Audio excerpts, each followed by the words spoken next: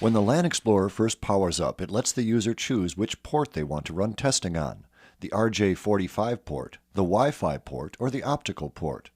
All three of these options are available with the Pro model. The Pro model features a touch screen which you can use to select the port you want to test with. We'll immediately go into the Detect mode to detect what connections are present. At this point, hit F4 for setup. Then we have the system configuration, the auto test configuration, the unit's IP configuration, the RJ45 port configuration, VLAN or virtual LAN configuration, Wi-Fi and optical configuration. Go into System, where you can set up the owner, job, and various other preferences. Whenever there's a text field, you can type in the field or push Enter to open that dialog box and type in the name.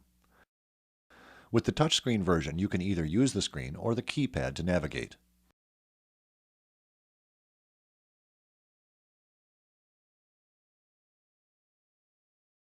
With the keypad, you just drive around your cursor and use the Enter key to select the characters.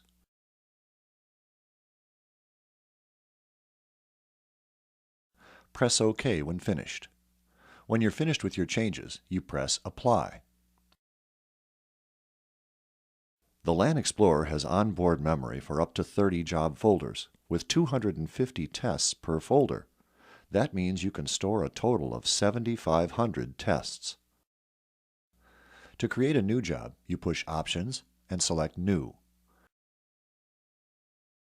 At a minimum, you must type the cable prefix and the job name.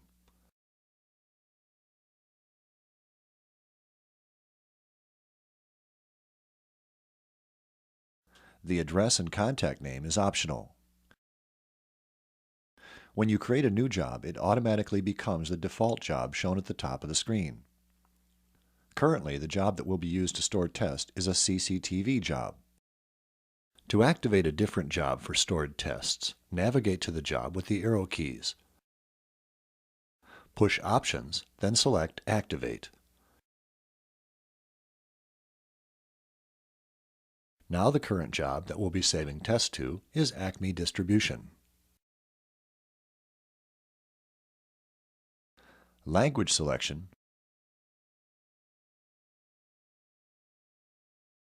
backlight preference, auto off, backlight timer, key beep, and unit of measurement can all be selected on this screen.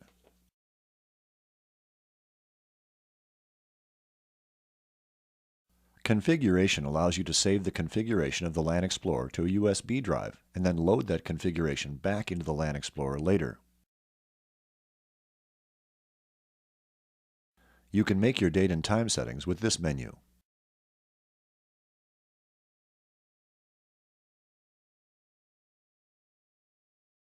Firmware is updated via USB drive. About information tells you which version of the LAN Explorer software you have. And lastly, Restore Factory Defaults, which completely clears the memory and restores the LAN Explorer to its like-new condition.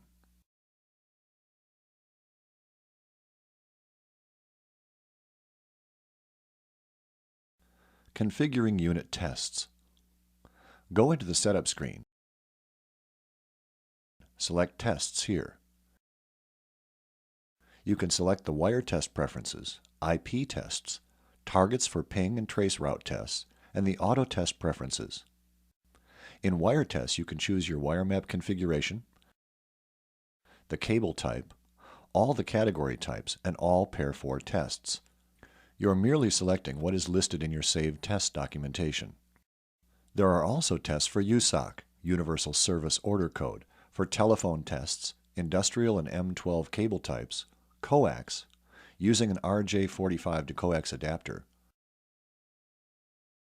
2-pair Ethernet, shielded and unshielded, and 2-pair Ethernet with the 1278 pair combination.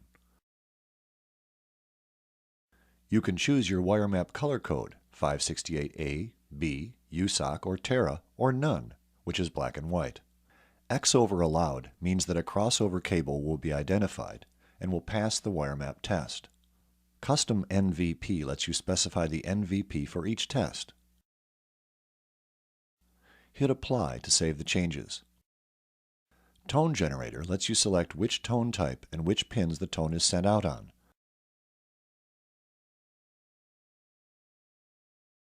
For IP tests, you can set the configuration for ping, traceroute, and other tests.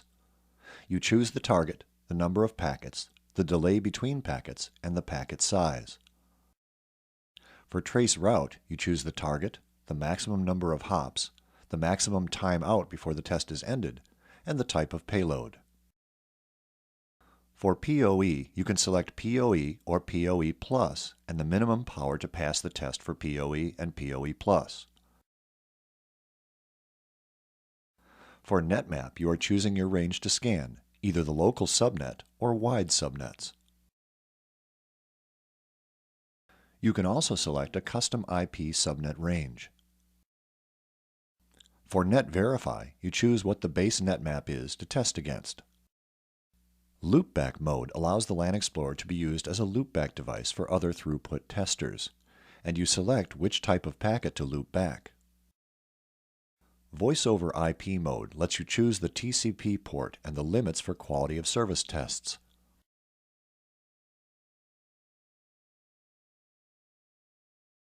To configure the auto tests, you have two modes, cable mode and endpoint mode. These checkboxes let you determine which tests are run when you press the auto test button in either mode. Lastly, targets lets you specify which IP addresses are going to be used for ping and traceroute tests. You can use either URL domain names or IP addresses.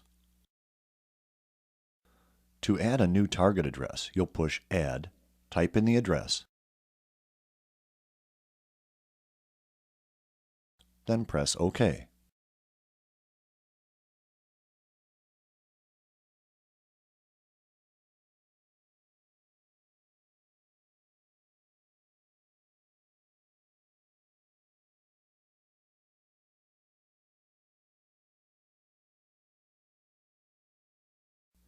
To run a wire map test, choose the RJ45 port.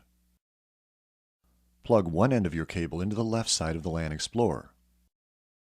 Plug the other end of the cable into the remote terminator. Remote number 1 is included with all LanXPLORERs. Remote numbers 2 through 12 are optional.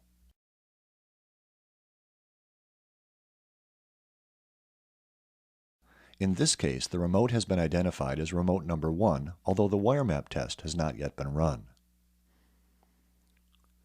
Go to the test screen to run the test. Choose Wire Map, then press Run.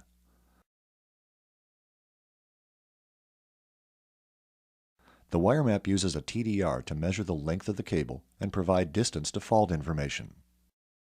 In this case, the cable is good, 85 feet long. The remote also has a pass-fail indicator to tell you if the auto test has passed, failed, or if there is voltage detected on the line. You can save the auto test by pushing the Save key. You can change the wire map configuration by pushing Setup. In this case, I'll change my color code to TIA 568B, push Apply, and I can rerun the test, and you'll see the wire map code change to the 568B configuration.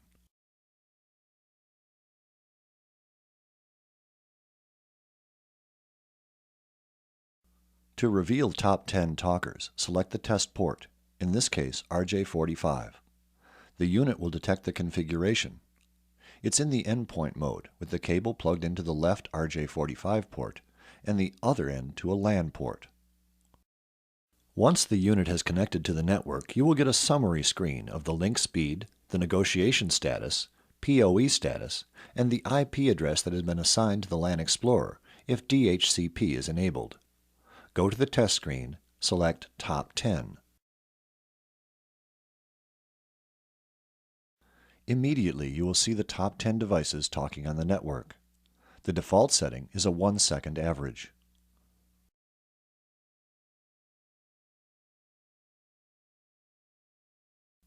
Pushing F4 will let you change between 1-second or 30-second averages or peak.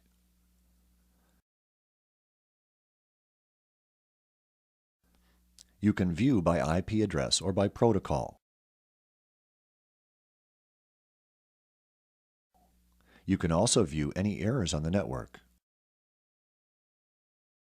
Pushing the Reset button resets the averaging, so if there are any network configuration changes, pushing Reset will clear the averaging and let you see the effect of any network configuration changes.